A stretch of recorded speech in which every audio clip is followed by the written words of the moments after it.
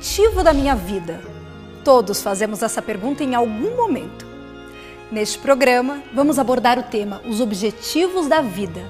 Faz mais sentido cuidar apenas da vida material?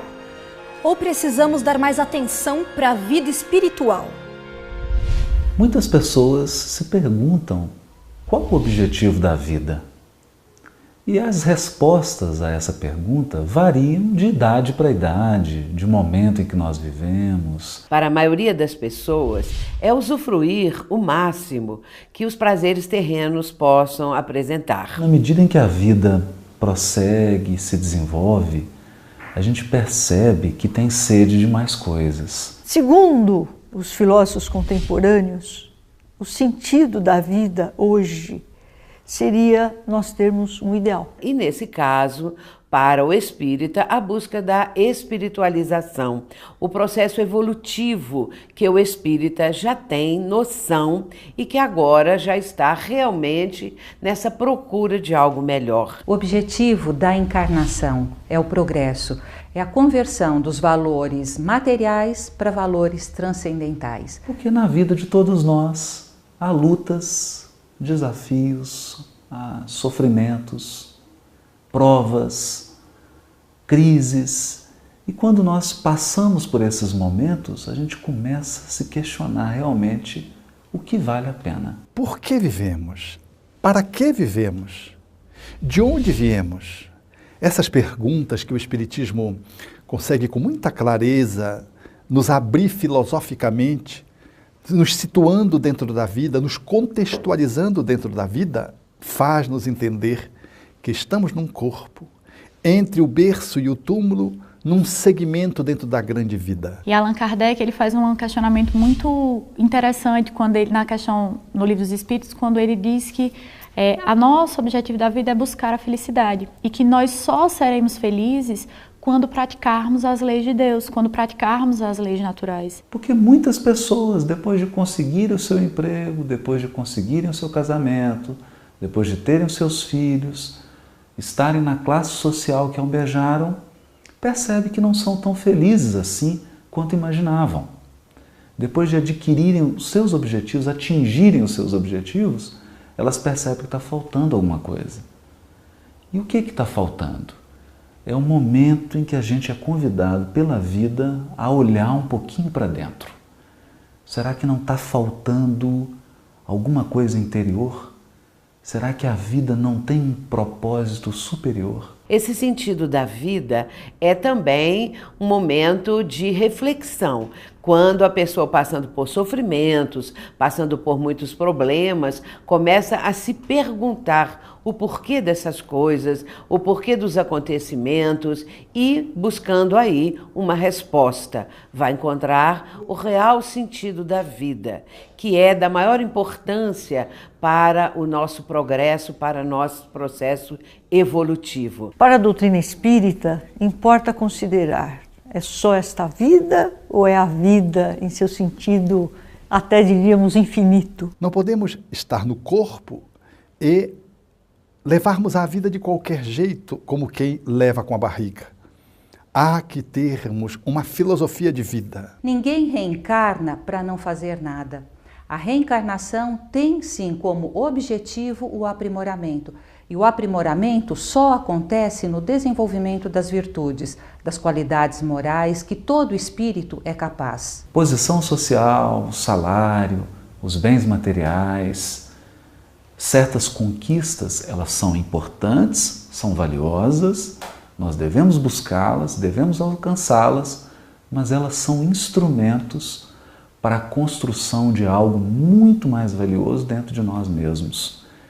É nesse momento, quando a pessoa atinge esse estado de maturidade, que ela começa a pensar nas questões espirituais da vida. Se nós estamos nessa constante busca do melhor, é claro que o sentido da vida se amplia, os horizontes já são muito mais amplos e nós nos situamos como criaturas que estão nessa busca constante de elevação, de conseguir vencer a si mesmos. Conviver com o ideal, abraçar uma causa, ter um compromisso, ou seja, engajar-se.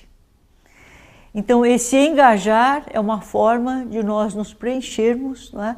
E nos realizarmos como existentes. Vemos muitos pais dizendo assim, eu não vou colocar filho na vida, esse mundo está tão cão. E vejo outros dizerem, eu preciso colocar filhos na vida para transformar esse mundo cão. Qual é a nossa contribuição no mundo? Qual é a nossa missão existencial? Isso a filosofia espírita nos ajuda a pensar e nos ajuda a balizar para que o nosso comportamento ele possa estar apontando na direção da felicidade e não só do sucesso. É claro que sempre haverá a angústia, a insatisfação, a depressão. Quando nós encontramos esse sentido, quando nós nos conscientizamos de que somos espíritos em caminho para a nossa condição de imortalidade, é claro que a vida terrena passa a ser muito melhor. Todas as aquisições materiais são instrumentos para a realização de algo. Muitas vezes alguém nasce no mundo com muitos recursos materiais porque ele traz uma missão de proporcionar o progresso.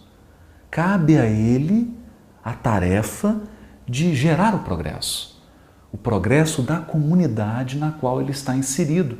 E ele deve cumprir essa missão com a maior seriedade e com a maior dedicação possível, levando o progresso material, o desenvolvimento da sua comunidade, cumprindo a sua missão. O que ele não pode é se encantar com o instrumento e esquecer da tarefa. Toda pessoa que vive exclusivamente para os assuntos de ordem material se afasta dessas situações melhores que é o assunto de ordem espiritual e passa realmente a ficar muito aflita porque a vida material faz tantas exigências, estabelece tantos compromissos que o espírito ele se desarranja, ele fica realmente em uma situação de desconforto de ordem espiritual. Porque quando alguém na sua família tem um câncer, uma doença terminal, quando ela perde alguém que ela ama, quando ela perde um emprego, ou quando ela perde bens materiais, ela enfrenta alguma dificuldade, essa criatura fica muito frágil, porque ela depositou todos os seus valores, todas as suas esperanças, todos os seus propósitos em questões que são passageiras, que são variáveis. Então a gente vê multidões, o próprio André Luiz comenta isso, multidões que encarnam e desencarnam do mesmo tamanho, estacionários. O Espiritismo nos ensina que ninguém retrograda, ninguém volta para trás no processo evolutivo. Mas estacionar, há multidões estacionárias. A pessoa não acordou ainda para o objetivo da vida, não tem um sentido espiritual de sobrevivência do espírito, de continuidade da vida no mundo espiritual, vive materialmente. É extremamente difícil conceber a vida que nós temos hoje sem acreditarmos numa vida espiritual, sem acreditarmos num planejamento superior, sem acreditarmos na ideia de reencarnação. O que é que nós estaríamos fazendo aqui? Para que passar por tanta dificuldade, por tanto sofrimento, trabalhar tanto, correr tanto, se esforçar tanto, se quando a gente morrer, acaba tudo, enterra e pronto. Então, não acreditar nessa vida posterior, não acreditar na possibilidade de reencarnação, tira o sentido da vida e o objetivo de tudo isso. Porque tudo que é material se desgasta e se transforma. Tudo está em renovação. Eu me recordo, por exemplo, da minha cidade natal. Quando você volta para a cidade, você tem uma imagem da cidade que você nasceu e você vai lá fazer uma visita depois de 30, 35 anos, você vê que a cidade mudou completamente. Aquela cidade natal que você imaginava da sua infância não é mais a mesma, né? Eu, às vezes, me olho no espelho e vejo como que está mudando tudo, né? O corpo vai envelhecendo, tudo se transforma. Tudo na vida material é um convite à renovação. De modo que a criatura que se isolou da realidade espiritual da vida, esqueceu dos propósitos espirituais, ela se fragiliza, porque em meio a essa mudança, em meio a essa transformação incessante, ela não encontra piso, ela não encontra segurança. A gente vê no próprio processo mediúnico a manifestação de espíritas desencarnados lamentando o tempo perdido, né? O cidadão, de repente, ele tinha uma visão tão objetiva das realidades da vida, os porquês da vida, e ele se perdeu no meio do caminho, voltado para atividades essencialmente materiais, né? Procurando coisas que ele vai ter que deixar quando ele retornar à espiritualidade, esquecendo-se da recomendação fundamental de Jesus, que nós devemos buscar aqueles tesouros que as traças e a ferrugem não corroem, nem os ladrões roubam, aquele tesouro que é formado por valores espirituais, intelectuais, é o nosso crescimento. Se você não vive assim, você está tendo um sentido materialista de vida. É o que acontece, infelizmente, com a maior parte das pessoas. Então é preciso reconectar-se com esses propósitos interiores, voltar a enxergar um sentido espiritual da existência e entrar em contato novamente com essa força interior que é a única capaz de nos sustentar nos momentos desafiadores da existência. Vamos fazer um intervalo e logo voltamos para discutir os objetivos da vida. Fique conosco!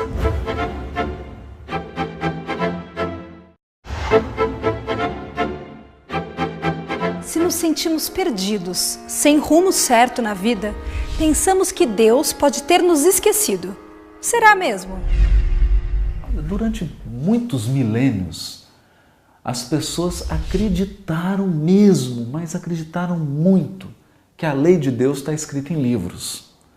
Então elas criaram templos de pedra, criaram todo um ritual para conservar esses livros, para transmitir esses livros. Mas a gente fica se perguntando, Deus, na sua infinita sabedoria, no seu poder absoluto, escreveria as suas leis em palavras humanas? A lei divina está em tudo e em todos. O Criador colocou a sua marca em cada ser. Se consultássemos o nosso íntimo mais íntimo, encontraríamos o sagrado falando, expressando aquilo que deveríamos fazer, dizer, a forma como deveríamos nos colocar no mundo. Allan Kardec, na questão 621 de O Livro dos Espíritos, ele questiona onde está escrita a lei de Deus. E o Espírito de Verdade responde muito sabiamente, está escrita na nossa consciência. De modo que não adianta a gente querer fazer uma busca externa para encontrar as leis de Deus. A Bíblia, a codificação, a Torá, o Alcorão, são lembretes divinos para nos lembrar aquilo que está dentro de nós, que foi colocado dentro de nós a partir do momento que fomos criados. Então nós vamos usar esses lembretes para desenterrar o tesouro divino que está dentro de nós, na nossa consciência. Se eu pensar na palavra consciência, conjunto, ciência, conhecimento, o conhecimento do que existe em nós e por nós. Então, este conhecimento, essa função da inteligência na realidade, é exatamente para o nosso desenvolvimento. Deus nos deu para o aprimoramento a voz da consciência para compreender que as tendências do passado precisam ser superadas, suplantadas. A transcendência é o objetivo. Se o nosso ego humano estiver a serviço desse Deus, é tudo de bom. O ego é um bom servo, mas não é um bom senhor. Se o ego quiser ocupar o palco da vida em detrimento da nossa consciência, estamos perdidos. No palco das nossas realizações, elas serão bizarras, confusas, infelizes. E toda vez que a gente faz algo que contraria a lei de amor, que é a lei soberana da vida, nós sentimos as consequências em nós mesmos. Basta pensar, quando você se irrita, você perde a cabeça, fica muito nervoso, as consequências que isso tem para o nosso organismo físico. Quando a gente tem uma mágoa, tem um ódio, isso nos adoece. É um sintoma de que a lei está em nós. Quanto mais estamos no processo do aprimoramento, no desenvolvimento das competências todas, intelectuais, morais, corporais, mais nos desenvolvemos, mais compreendemos qual é o nosso propósito. Nosso propósito na encarnação é sim a evolução. E há muita sabedoria quando a gente começa a se observar. Observar aquilo que nos faz mal, aquilo que nos faz bem, aquilo que traz felicidade, que traz harmonia e aquilo que traz tristeza, depressão, ódio inveja. Deus é essa amorosidade que se expressa através das suas leis, fazendo valer o nosso critério evolutivo pelas escolhas que fazemos. Jamais Deus castiga, porque Ele não é um velho barbado, assentado num canto do universo, apoiado num cajado, observando quem peca. Isso é uma visão mítica. Então Deus não pune, Deus educa, Ele ensina, Ele dá oportunidades para que a gente erre e corrija. Tenha experiências e enriqueça o patrimônio da nossa alma. Quando a gente começa a pensar assim, Deus deixa de ser um rei que manda as pessoas para o calabouço e passa a ser um parceiro estratégico. Alguém que acompanha a nossa vida, que acompanha as nossas decisões, acompanha os nossos equívocos e nos ajuda, porque o Criador sabe que quando a gente comete um equívoco, nós estamos num largo processo de aprendizado. Deus, bem disse os espíritos Allan Kardec, é inteligência suprema. Bem disse João, é amor. E com mais sabedoria disse Allan Kardec, que é Deus e não quem é Deus. Para descaracterizar que Deus não é um homem, portanto, é o homem quem castiga, quem premia. Deus, portanto, não está nos observando para ver quem peca. Deus é o amor, que nos criou por amor, e deixa que por amor nos coloquemos no mundo. Ele nos dá o livre-arbítrio para que a gente possa escolher o que nós queremos e o que nós desejamos passar. E Ele também nos deixa sofrer, não no sentido de punição, mas que nós consigamos entender os erros praticados. Se eu imprimo uma velocidade inadequada num veículo e perco o controle do veículo, eu não fui castigado por Deus. Eu simplesmente experimentei a consequência de uma decisão, a consequência de uma ação. E isso pode ser trágico. Eu posso perder a minha vida por conta de uma decisão. Aliás, uma decisão de 2 segundos pode trazer consequências de 1000 anos. Isso nos ensina que nós devemos pensar sobre as nossas escolhas, sobre o que a gente quer, educar o nosso desejo e começar a utilizar esse grande consultor que é Deus, esse Pai amoroso que está ao nosso lado o tempo todo. Deus não castiga, Deus não premia, porque Ele não tem as qualidades humanas. Estes sentimentos nos pertencem. Deus, infinitamente justo e bom, nos oferece oportunidade para a evolução. Isso também os bons espíritos. A todo momento que nós fizermos uma prece sincera e pedir ajuda aos benfeitores espirituais, ou guia espiritual, ou anjo da guarda, ele sempre nos auxiliará e nos inspirará para que nós possamos retomar o caminho que por ora nós saímos. Então nós temos que ter na divindade a certeza de que um pai jamais esquece o seu filho. Como explicar uma criança de 3 anos com um câncer terminal? Como explicar alguém que nasce com paralisia cerebral? Como explicar alguém que fez tudo certo? Uma pessoa honesta, digna, previdente, ele fez tudo certo, mas ele perdeu todo o seu patrimônio. A reencarnação, ela facilita para a pessoa uma compreensão do sentido, da finalidade, do objetivo da vida terrena. É nesse momento que a gente percebe que uma vida é pouco. Uma vida é insuficiente para explicar a complexidade da existência. Nós precisamos de um quadro mais amplo.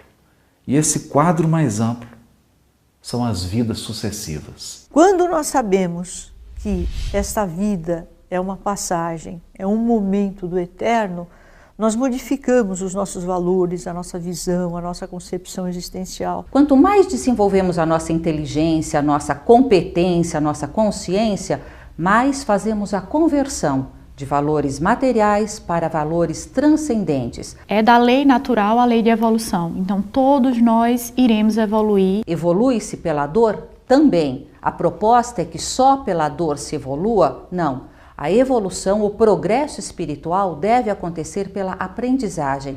Aprender é superar a ignorância, a limitação e atingir um estado mais evoluído. Isso acontece pelo esforço, isso acontece pelo compromisso, isso acontece pela seriedade. A dor faz parte quando deixamos de cumprir as nossas tarefas. A partir daí, a reencarnação, é claro, é para cada criatura a possibilidade do perdão divino, a forma com que Deus nos possibilita o recomeço para corrigirmos os erros do passado e os de hoje.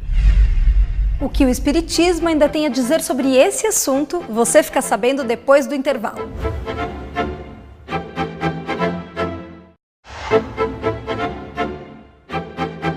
Estamos de volta, hoje falando sobre os objetivos da vida física e da vida espiritual. As pessoas têm tirado muito a sua identidade da sua atividade profissional. Então você pergunta para uma pessoa assim, quem é você? Ele fala, eu sou médico, eu sou juiz de direito, eu sou advogado, eu sou veterinário, eu sou agricultor, eu sou empresário. E na verdade isso não é o que você é o que você faz, uma parte da sua vida. Porque ninguém nasceu médico. A pessoa se tornou médico num determinado momento da vida, mas até esse momento ela foi alguma coisa. As virtudes que eu reencarnei para desenvolver, eu estou desenvolvendo? Porque na infância existe uma expectativa, na adolescência e na juventude uma esperança. E na velhice, então, já existe uma outra situação que é quase sempre do indivíduo não se considerar útil e produtivo para a sociedade. Nós vivemos num momento onde envelhecer é pecado. Envelhecer é feio. As pessoas podem mostrar, podem exibir um monte de situações, mas mostrar o envelhecimento é como se fosse uma ofensa. Porque a pessoa idosa, ela pode não saber ou não poder fazer o que o jovem faz, mas pode realizar trabalhos e tarefas muito importantes e ele então encontrar uma alegria, uma gratificação de continuar vivendo bem. Porque muitas pessoas que tinham uma saúde boa se aposentam e começam a ter doenças, começam a declinar, começam a ter uma qualidade péssima de vida, inclusive orgânica. Qualidade orgânica cai enormemente porque saiu da sua atividade profissional. Eu preciso perguntar-me, o que eu desejo nesta fase? Como eu estou nesta fase da minha vida? Eu posso aprimorar-me? O que eu ainda posso construir? O que eu posso melhorar para o mundo? Quais são as competências que eu posso auxiliar no desenvolvimento? Porque a vida é muito rica, ela tem muitas possibilidades e depois da aposentadoria nós podemos viver emoções únicas que só a aposentadoria proporciona. Em todo momento o espírito ele aprende, porque ele faz experiências diferentes em todos os estágios da vida material. No Livro dos Espíritos, na questão 886, Allan Kardec pergunta aos benfeitores espirituais qual é o sentido da palavra caridade e como a entendia Jesus. E a resposta dos benfeitores é a seguinte: benevolência para com todos, ou seja, querermos bem a todas as pessoas, indulgência para com as falhas alheias, se eu erro, uma outra pessoa também erra, e perdão das ofensas. Quando conseguimos entender que nós não estamos nessa vida só e que nós precisamos do outro para evoluir, que nós estamos juntos no mesmo barco, em busca de uma evolução, em busca de um bem maior, nós vamos entender que fazer o bem para o outro, praticar a caridade, praticar o amor, não é algo que vem por obrigação, mas é algo que preenche o nosso ser e que é algo que surge naturalmente. Auxiliar o outro é auxiliar a nós mesmos. O resumo de tudo que Jesus nos ensinou é o amor. Então o amor e a caridade é o principal objetivo da nossa vida. Ou seja, aprender a amar e viver praticando a caridade, fazendo para o outro aquilo que gostaria que o outro fizesse para nós, amando o próximo como a nós mesmos. Amparar aquele que sofre, nós estamos amparando a nós mesmos. Então, sem a caridade, Allan Kardec disse, não há salvação. Sem a prática do bem, sem a prática do amor, indistintamente, seja a quem for, nós não conseguiremos ter um objetivo para a vida e para superar essas dificuldades. É através da dor do outro, do sofrimento do outro e da alegria do outro também que nós vamos nos reorganizando, nos reenergizando e superando os obstáculos diários. São as virtudes que nos farão progredir do mundo de expiação para o mundo de regeneração, onde a fraternidade, a solidariedade possam imperar. Ter o objetivo desta transformação deve ser a nossa questão vital. As pessoas costumam comprar pacotes de viagem, visitar países, visitar cidades, explorar ambientes inexplorados, conhecer línguas novas, pessoas, localidades, etc. Mas há uma viagem que não custa nada. É uma viagem que nós fazemos ao nosso mundo interior. Dentro de nós também há muitos continentes, há muitos países, há muitos locais inexplorados. E toda vez que nós fazemos essa viagem interior, nós nos damos conta de que somos muito mais do que o nosso corpo. De que a nossa vida não se resume à vida presente. Nós somos mais, nós podemos mais e nós sabemos mais. Conectar-se com o coração, com o nosso interior, nos leva a pensar que antes de nascer, nós já vivemos múltiplos lugares, muitas experiências, e que depois da morte, a vida nos aguarda abundante, rica, cheia de belezas e de experiências e de aprendizado na continuidade. É bom pensar nisso, é confortante pensar nisso, mas é também sábio pensar nisso.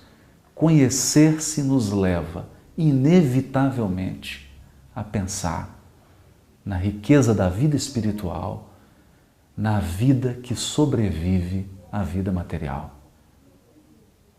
Vale a pena refletir nisso, vale a pena fazer essa viagem. E o melhor de tudo, não custa nada.